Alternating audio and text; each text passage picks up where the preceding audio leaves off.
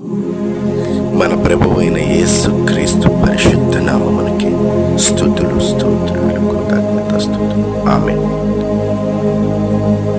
మన తండ్రి ఈరోజు మన పైన అధికమైన ప్రేమ కలిగి మనతో మాట్లాడుచున్నారు.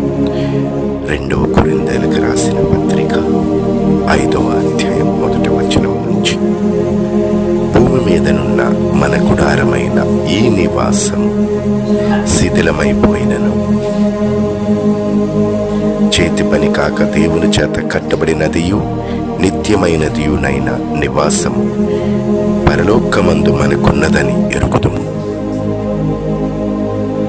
నా ప్రభువా, అయా, నువ్వెంతో ప్రేమ కలిగి ఉన్నావు మా పట్ల.